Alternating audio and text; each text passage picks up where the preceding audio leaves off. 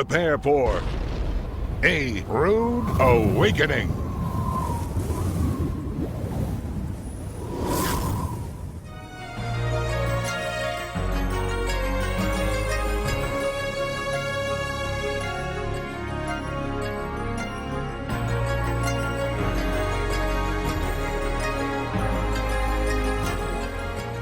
Shalom, this is Michael Rood in Jerusalem, and I am standing in front of a Tammuz cave at the time of the winter solstice. This marker stone in front of the cave faces dead east and is replete with the Babylonian Tau that has been the iconographic representation of the Babylonian sun god who was born on December 25th, the ancient calendar, the winter solstice. This Babylonian Tau then turned into the Roman cross upon which the Romans sacrificed their victims, including Yeshua, as a sacrifice to their gods. The four Gospels paint a detailed portrait of the Messiah as he moves through the landscape that was painted by Moses and the prophets. If we do not understand the Torah, the Almighty's instructions through his prophet Moses, there is little chance that we can understand the life, work, and teachings of the Messiah. We need the background of the Torah, and especially the Feast of the Lord, if we are to understand the Gospels with any depth or clarity. The Feast of the Lord are the prophetic shadow pictures by which the Almighty told us the end of time from the very beginning. If we do not understand the Feast of the Lord and the biblical calendar, we can neither harmonize the Gospels or accurately reconstruct the chronology of the Gospels with any amount of precision. The Almighty did not haphazardly reveal his instructions to undisciplined, unreliable, spiritual basket cases with emotional problems. Neither did the prophets of the Almighty pick and choose which sentences out of the Torah made them feel good about themselves and then ignore the rest of the scriptures. Every word of scripture is God-breathed and is profitable for teaching us how we should conduct our lives, for reproving us when we are out of alignment with the will of our Creator, and for correcting us and helping us to get our feet set in the right direction. Every single word is important, but every word must be kept in context, or any word can be distorted to prove whatever deviant behavior one desires to indulge himself in. The goal of the scriptures is that the child of the Most High may achieve maturity in his relationship with his Creator and with his fellow man, and that every individual will be fully equipped for the voyage of life, whatever evil or good winds may blow.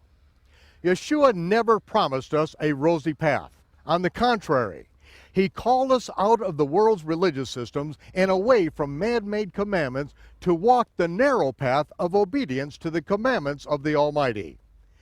It was in the Galilee region that Yeshua found his greatest following, and it was there that he spent the majority of his ministry days. Capernaum was his home base, and it was from there that he traveled and taught throughout the region. He often returned to the Capernaum synagogue to teach, and it was there that he taught on the fulfillment of Hoshana Rabbah, the last great day.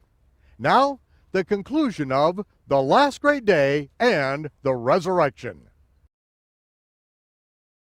Now we're going to come to the very time in which we have left the feast of Shavuot. We have had the entire summer. Now we're coming up at the end of the year, and we have all during that summer, he has sent the 12 out, and he is out there teaching. Thousands of people are now following him. He goes across this lake to the other side, and there it is. Thousands of people are there together. They have had nothing to eat. He had compassion on them, realizing that, for all these people to get fed, he's responsible. He's got to do something about it. And so he has his disciples divide up 5 loaves and 2 fishes, break them up in baskets, and it turns out at the end of the meal there are 12 baskets full of the barley loaves that are left. It didn't say that they had any fish left over. It wouldn't smell that good. They had to carry that fish around with them for a long time. But the barley loaves, that could be carried around. They could use that for a few days afterward. And that's what they did. But it was that night that he sent his disciples by way of boat, and they sailed and came to Capernaum. where we are. He stayed back, went up into a mountain to pray, and it was at that night that a wind came up. His disciples went ahead. There were no other boats there. He had to get over here, and so it says that he walked across the water. And while they were on their way over, they saw him, thought it was some kind of apparition out there. What's going on? And they realized that it was Yeshua. He was walking on the water. I've tried it several times. I have no idea how he did it.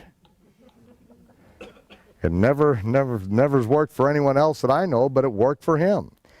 And then it says that when he got in the boat, they were immediately on the other side. They got over here to Capernaum, and then all the people saw that, there were some boats from Tiberias that were there, but the disciples' boat was gone. Yeshua was nowhere around, and so it says that they got in these boats from Tiberias and sailed over to Capernaum. And apparently they knew which way he was heading, the next synagogue on the itinerary.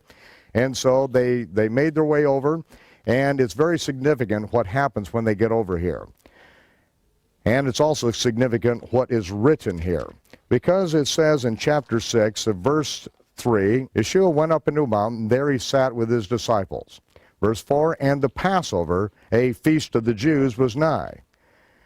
Then Yeshua lifted up his eyes, saw a great company come unto him, and he told Philip, how are we going to get some bread so that these people can eat?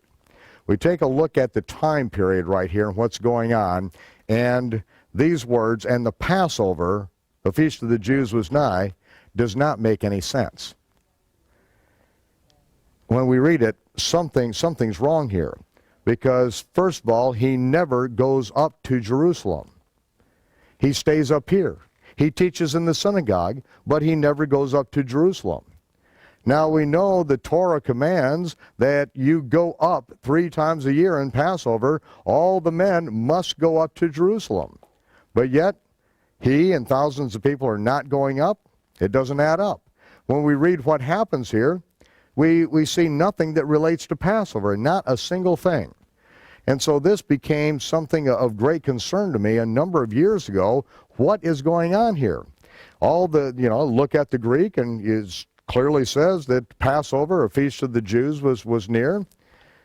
But, the Greek text that we have, such as the Textus Receptus, from which the King James version was translated, it is a compiled Greek text.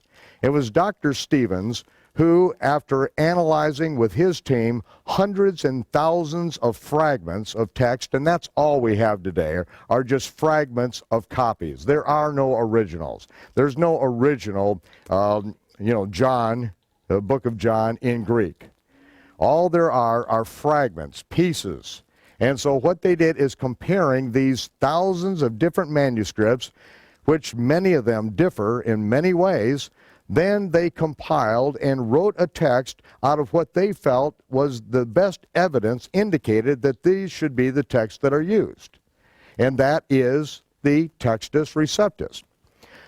Dr. Alsford did the same thing. The Alsford text is good. He compiled the different Greek texts into what he felt and his team felt was the best text.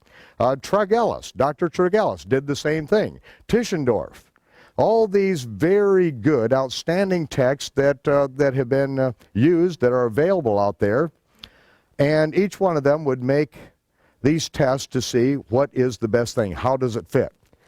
Well, I get concerned when I see things that don't fit, especially when we're speaking of the feast. Because that is the one thing that, for the most part, the Gentile world, growing up in ignorance of, if they don't know about it, then they really don't know what they're reading and how to put things together. And it turns out, without an understanding of the feast of the Lord, you can never fit the gospel record together. It just doesn't fit. And this is one of these places that in my study on this, I found that there are 2 ancient manuscripts, 2 of the oldest ancient manuscripts, number 472 and 850. And all these old text manuscripts, fragments, are all numbered. They're all documented, cataloged, microfilmed. And those 2 texts read like this. We start with verse 3. And Yeshua went up into a mountain, and there sat with his disciples. When Yeshua therefore lifted up his eyes and saw a great company come unto him. What was missing there? The whole thing about Passover. Every single word of verse 4. So in these ancient texts, that verse is not even there. Those words are not even there. It just goes from the last word of one to the next word. So what is going on here? It would appear, first of all, that these words were added to try to explain where we are and what's going on here. But what's added here, that Passover, a feast of the Jews, was nigh, it doesn't make any sense. And now you're going to see what does make sense and why this all adds up. Because after he feeds these 5,000 plus and comes over here to Capernaum, then he speaks a lot of things that is recorded in the 6th chapter, but we really miss the point until we get all the way to verse 59, where it says, "These things said he in the synagogue as he taught in Capernaum."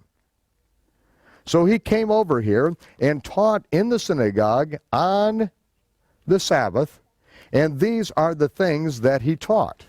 Now, we're not going to go into all the details here, but we had been working at the time that I was working on this. We had been putting together the ancient biblical calendar for some time.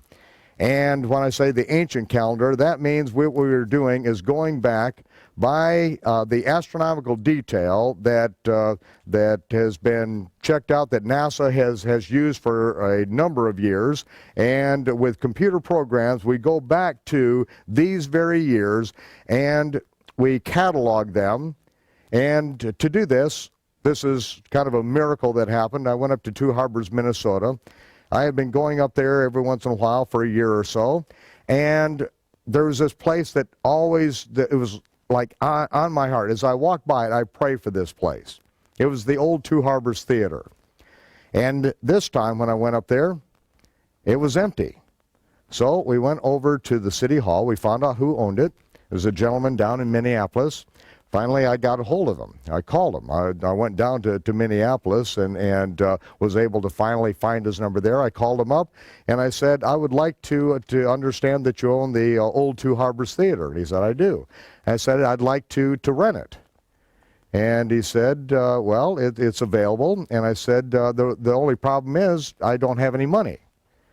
And he said, "Well, what do you mean you don't have any money?" I said, "I have like no money." And he said, "Well, what do you want the place for?" So I began describing why I wanted the place, and he said, "Well, this is rather amazing because I bought it and set it up to be a place where my daughter and her husband it was set up as a ministry headquarters for them, but after I renovated it, everything fell through and they've never used it." And he said, "Can you afford $1 for a year?" I said, "I think I can come up with $1. And he said, "Okay, the place is yours for a year for $1. In that theater, from the back place, all the chairs were gone. From the back to the front, I had 8.5 by 11 sheets of paper with the particular calendar month on it. And it went up one aisle and back down the other, up another aisle, back down. The entire theater was filled with these rows of calendars. And I would be on the phone every night, sometimes for hours, with Bob Wadsworth, as we were pouring over the details of this ancient calendar, putting together the calculations for the first sliver of the new moon as seen from Jerusalem at that point in time. We had to approximate the Aviv barley, because we can't go back in time and determine when the Aviv barley was, but we used other calculations to help us guesstimate. And we made good guesstimations on these things, I believe. And it was at that time that we were working out the details on it and saw that this very incident appeared to take place at the sighting of the new moon of Tishri, which is the 7th month, the Day of Trumpets. Now, when we got into this situation, then the biblical records started to all add up on this, and I want to take you into some of the things that he taught here while he was at the synagogue. Recall that he is going to fulfill the spring feast of the Lord. And in the fulfillment of the spring feast, this is a covert mission. In fact, Shaul, this learned Torah genius, said that if Satan would have known God's plan of redemption, he never would have crucified the Lord of glory. That's why it was a covert mission. Whenever a demon cried out